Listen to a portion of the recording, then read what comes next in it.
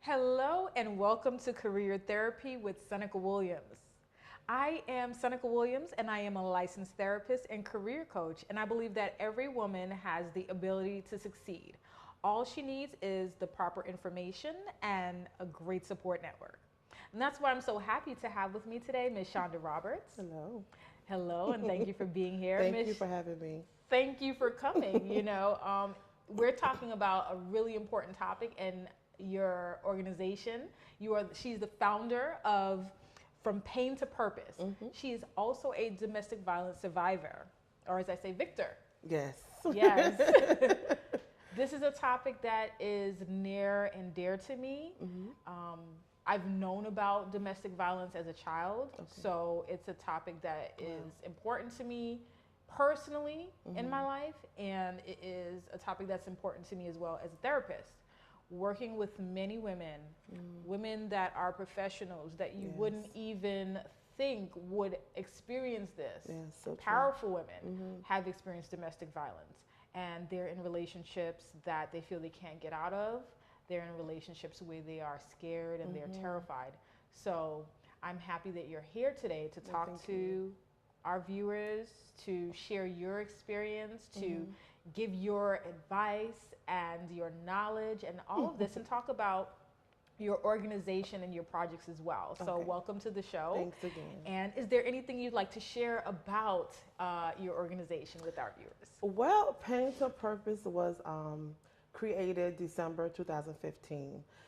Before that, I was asked to speak to a group of women out of a college for Women's Heritage Month. And they were asking for someone who had been in a domestic violence situation and wanted to share their story. At the time, I wasn't. So I was like, no, I'm not telling everybody what I went through. I'm not doing it. And I was encouraged by a friend to just go ahead, try to do it and see, because you never know who you're going to help. So I went. I cried through the whole time. I cried from the first word I said to the last word, but I got through it. And I had a young lady come up to me afterwards and said that I helped her. And that kind of like sparked something in me to do more. When I left there, I was okay. Couple of months later, I wanted to do more somehow. And I started thinking about women in shelters and what can I do to just encourage them to not go back, because you're gone. Let's try to figure out how you're going to stay gone. Because for me, I went back several times. Statistics say women go back 7 times before they finally leave. And 75% of women are murdered trying to leave a relationship. So it's not that easy to just get up and go.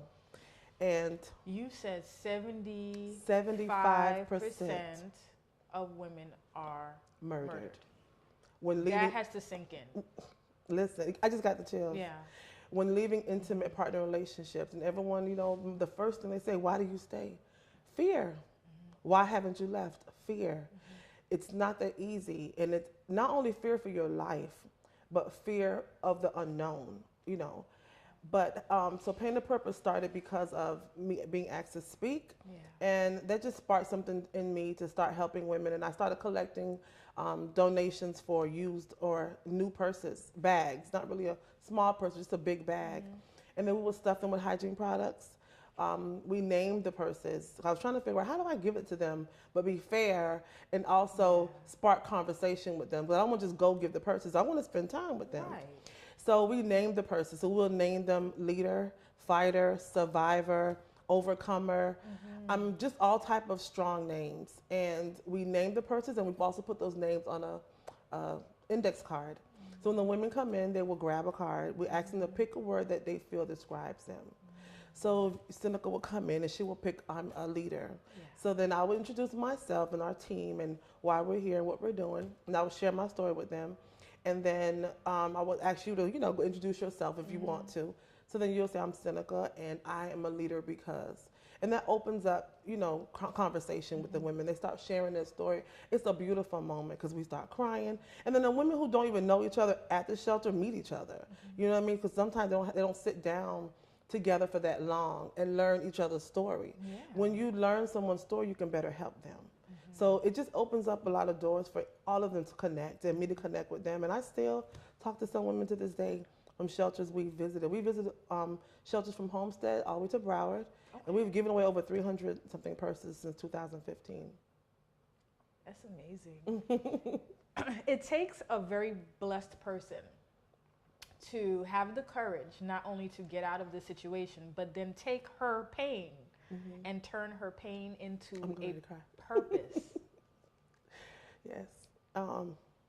It was hard because you are embarrassed first, you know, and sometimes, like, you know, I blame myself a lot, and I know a lot. It's not my fault because my abuse started at 15, and at 15, you don't know who you are. You don't know, you know, who you're supposed to be with or what's going on in the world. You just feel you're 15 and know it all. And I met someone who was older than me, who promised to take care of me and bought me everything. You know, got my hair done, nails done.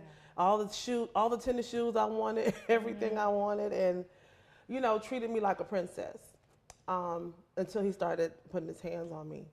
And what was the main thing was that his main target was my head. He wouldn't hit my face. He wouldn't hit my body, only my head, because he didn't want to leave bruises. And he said that. He would tell me to turn my head so that he won't hit me in my face. And the first time he hit me, I was very shocked. I was shocked. I was afraid. But that was his way of instilling fear and control into me. And it worked. I tried to leave him, but because he knew what school I went to, he knew where I would hang out. He would always find me. And after a while, it becomes normal. It becomes your new normal. And you learn what to say, what not to say, what to do, what not to do, in order to keep from getting hit. Now, to this day, I suffer from chronic migraines. All of my discs in my neck are bulging. I have a headache right now. I'm in constant pain all the time. And I have pseudotumor cerebri, I have fluid on my brain. And it causes a lot of internal issues because you leave the relationship physically, emotionally, you're still there. It took me a while to get over that and to move on. So, thank you. You're welcome. Thank you for sharing your story. Someone needs to hear this story. And like I said, you are a blessing, and I'm so happy that you are here to talk to me, to talk to our viewers. We're going to come back in a moment, and we're going to continue this conversation. We're going to be talking more about how this relates to women in their careers and their business. Thank you.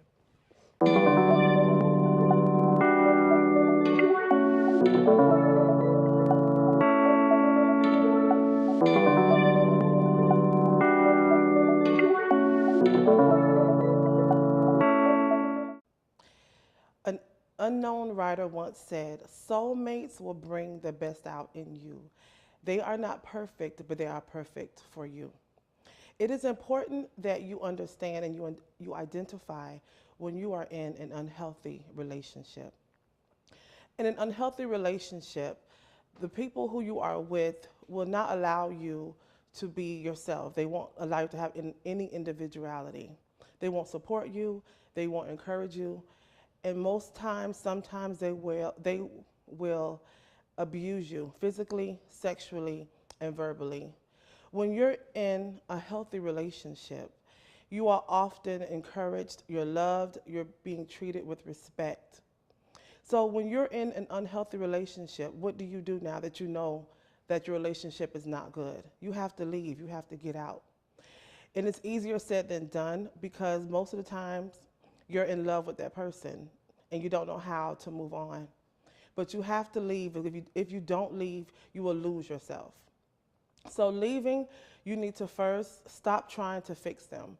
You can't fix them and you can't repair the situation. You only could take care of yourself. Learn to let go. Also, find a hobby. Find something that you can lose yourself in instead of focusing on the pain. Focus on yourself. You control your happiness. If you are in a domestic violence situation, you can contact the National Domestic Violence Hotline at 1-800-799-7233.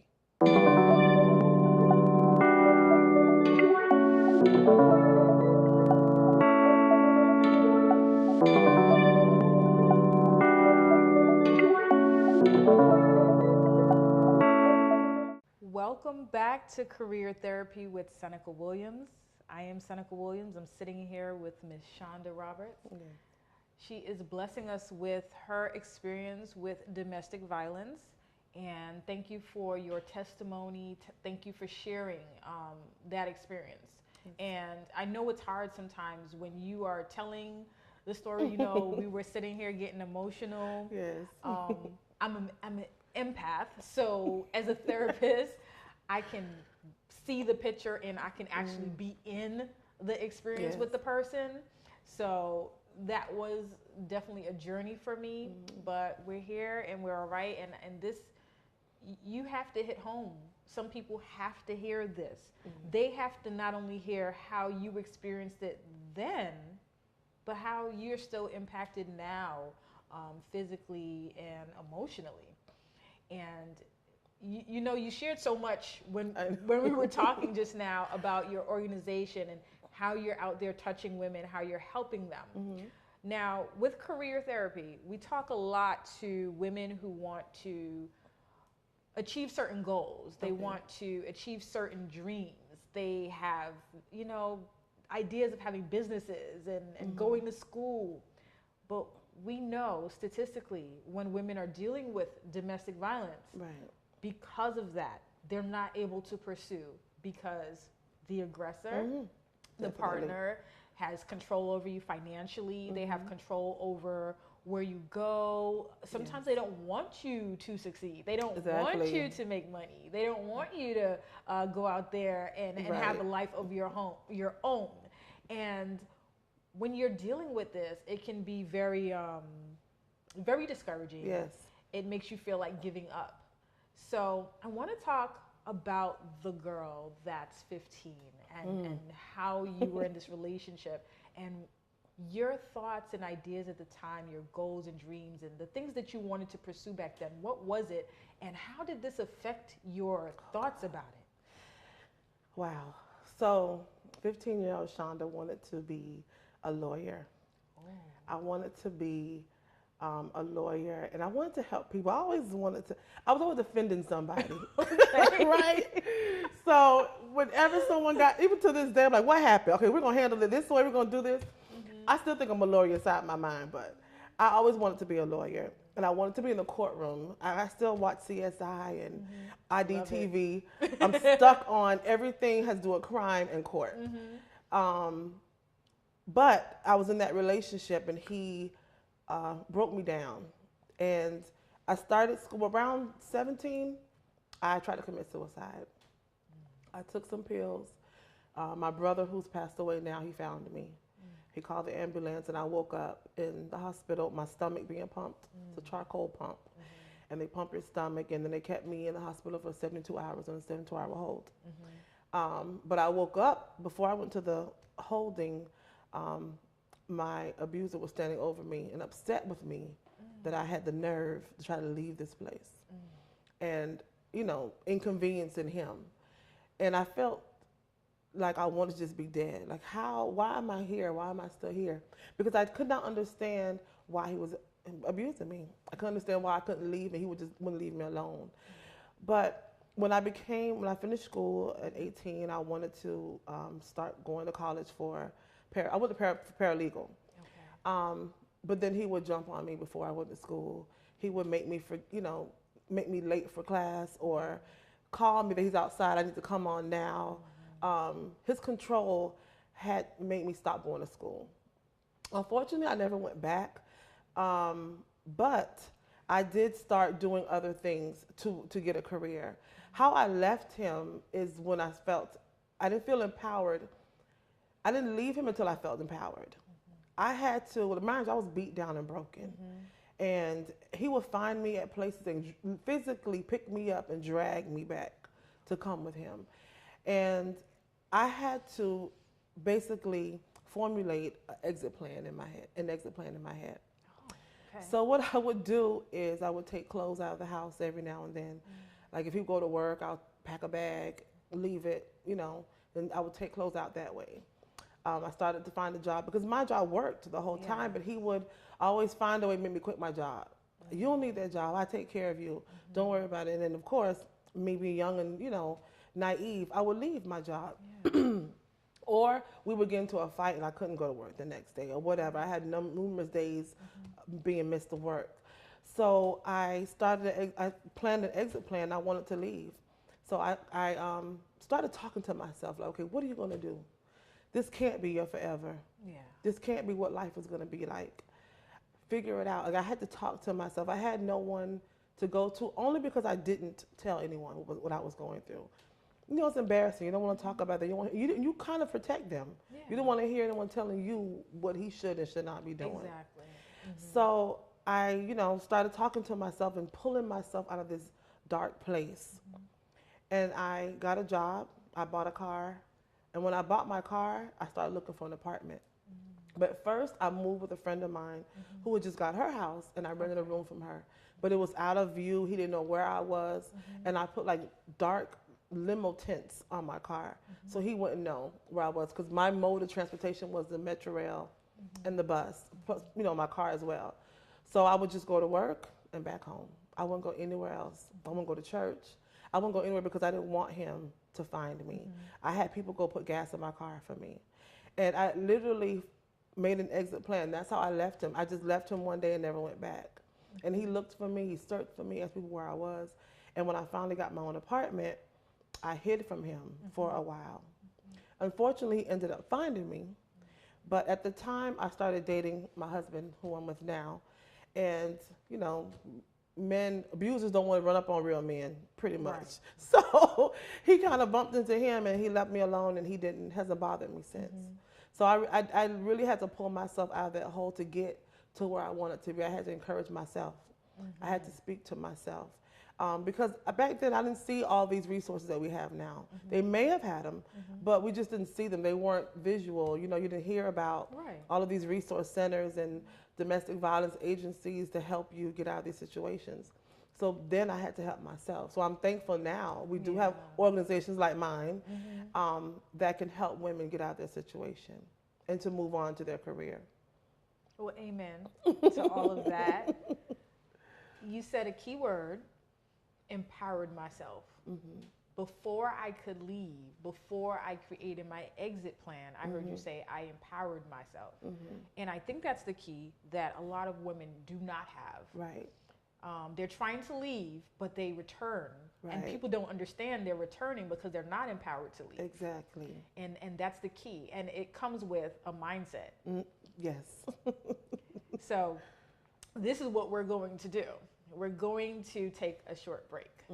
But when we come back, we're definitely going to be talking more about that empowered mindset, how you do that mindset shift and that paradigm shift to get yourself and pull yourself out that hole to get to where you are today. Yes. We'll be back shortly.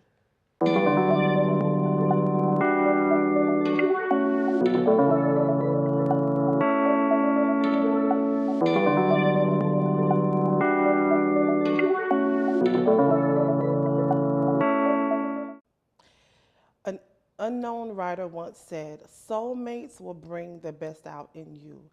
They are not perfect, but they are perfect for you." It is important that you understand and you identify when you are in an unhealthy relationship. In an unhealthy relationship, the people who you are with will not allow you to be yourself. They won't allow you to have any individuality. They won't support you. They won't encourage you. And most times, sometimes they will abuse you physically, sexually, and verbally. When you're in a healthy relationship, you are often encouraged, you're loved, you're being treated with respect. So when you're in an unhealthy relationship, what do you do now that you know that your relationship is not good? You have to leave, you have to get out. And it's easier said than done because most of the times you're in love with that person and you don't know how to move on. But you have to leave. If you don't leave, you will lose yourself. So leaving, you need to first stop trying to fix them.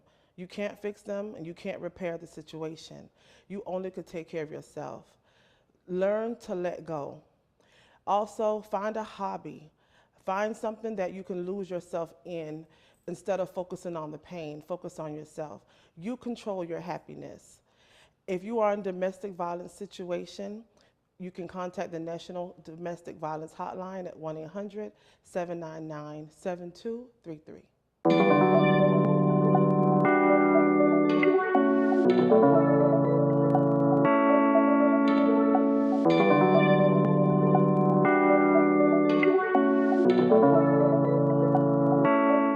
Hello and welcome back to Career Therapy with Seneca Williams. I have Miss Shanda Roberts here. She is the founder of From Pain to Purpose. Yes. Wow. That's Exactly. your story. Pain Yes, to Pain to Purpose. Purpose, And yes. that's a perfect name for your organization. Thank you. And before we took the break, we were talking about how you got out of your situation, your testimony, which is an amazing testimony. Thank you. And Well. as we ended, Right. you know, we were highlighting something that you said. And you mentioned that before you left, before you created your exit plan, you had to empower yourself. Right. And that's the key. And that's the thing I think a lot of people don't understand about domestic violence and why women stay and why they're not leaving. Right. How do you get an empowered mindset? You have. Oh, go ahead. I'm sorry. How do you get an empowered mindset? Okay. And you know, I'm waiting to hear what you're going to say because you said you did this for yourself. You had to do this on your own. So if you could put it in some steps, some tips, or something like that for our listeners. Okay. Well, first I had to go to who I know, and that's God. That's my spirituality, where I go when I need help. I know there are a lot of people who don't, worship God or believe in God, but wherever your stronger, higher power is, that's where you need to pull from first.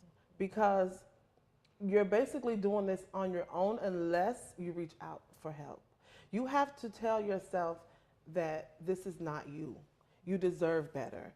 You don't deserve this treatment. You're stronger than this. You're better than this. You have to talk to yourself, because you can talk to me all day, Miss Seneca, and if I don't believe you, there's nothing you can say to me. No. I have to believe it in myself. And yes, a lot of times when I did leave, I didn't believe that's why I came back. I didn't believe I can work a 9 to 5 and pay my own bills, because he was my provider. I didn't believe that I could handle bills. The biggest fear was, what do I do? How do I take this paycheck and make it work for the next 2 weeks? That was a big deal for me. And it wasn't until I put that first step forward and I did it. I had to put my first foot forward and make that step and say, okay, I got this. Okay, I got an apartment now. Now what? I have to manage my bills. I have to manage my money. Yeah. So the first step for women who don't have that strength, men as well, because men are also victims of abuse. So for anyone who is a victim and want to become a victor, you have to first speak to yourself. Tell yourself that you can do it and that you're better than that. And I know it sounds cliche and it's easier said than done, but if no one else can encourage you, you can. You have to pull from that strength. And if you don't have that strength, find a support system, a best friend, a relative who's really supporting you and encouraging you, not someone who's going to judge you and beat you down some more. You're already a victim. You don't need that.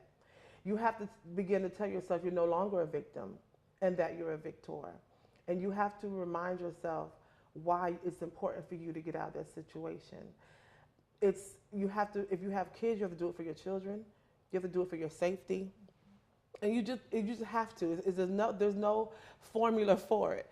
If you want to live and if you want to see life, you have to get out of the situation, because eventually it will get worse.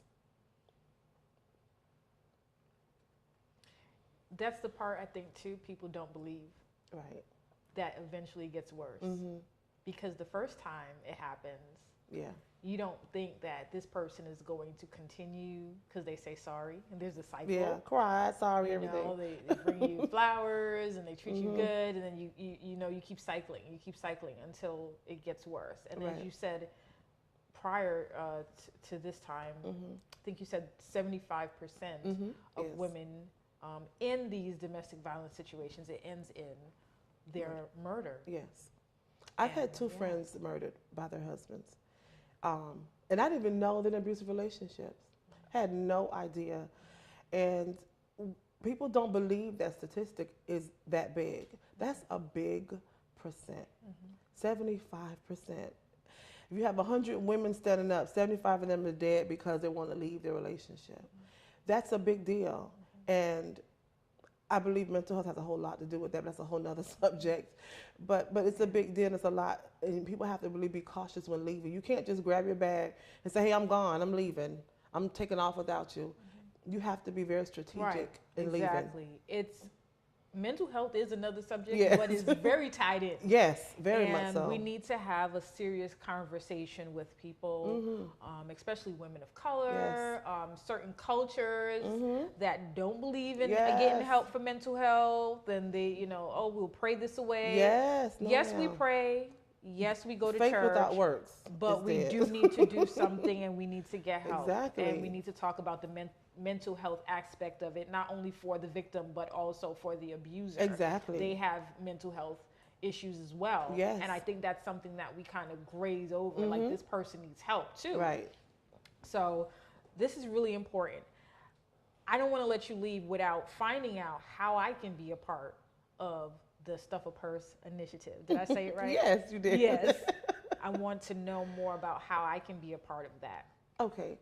Well, you can always donate a new or gently used purse. I say that all the time because people sometimes don't get it's used, but I want it to be gently used. Right. You because want people to be able to use it. Yes. These women are already broken, and I don't want them to hurt, anymore. I want to bring some light into their day, into their life. So you can donate the purses and the items. We usually ask for a stuffed purse, but sometimes it's too much for people. So you can call us at 305-791-3417. We can pick up the items. You can mail them. Our P.O. Box is P.O. Box 700-909, Miami, Florida, 33176. You can contact us on our website. It's pain2purpose76.org. And the same thing for all social media, Twitter, Facebook, Instagram, pain2purpose76. So there's a team of us. And if we need to meet you halfway or anyway, we definitely meet you, pick up the items. Or we're on Cash App, we have PayPal. Either way, everything is pain2purpose76. Okay. So I could buy a purse and stuff it with some items. Like what kind of things would I put in that? Everything that women use in their purse. Lotion, deodorant, body spray, sunglasses, body wash, the La Pouf that we use, razors, shaving cream, everything you would think of that a woman would need, maxi pads, a watch. Some people put jewelry, some people put earrings and all type of jewelry in their lipstick. I had an organization to send me a box of lipsticks. Oh, I had another organization send me a huge box of nail products, just things you scrub your nails with, nail polish, nail wraps. So our next visit to the shelter, we're going to do a mani mixer. So we're going to give them purses and also do their nails for them, and spend the day with them and just make it a mani mixer for them and eat lunch and make it a big day. That'll be our first mani mixer. So we're doing that next month. Mani mixer. I like it. Nice. If people wanted to join you when you do these events and like the mani mixer, can they join you? Yes, is it possible for them to like volunteer or be a part of that? Yes, it definitely is. There's definitely an opportunity to. We of course have to speak to them and make sure, because we don't play with these women's lives. So we have to make sure it's legit and that your heart is really in it, not for show. But we definitely welcome the help. We welcome the help because, our team, we all have other jobs. So sometimes everyone can't go. So I'm always looking for volunteers to come and help us all the time. So you're doing this organization and your team is doing this organization, but you have other jobs.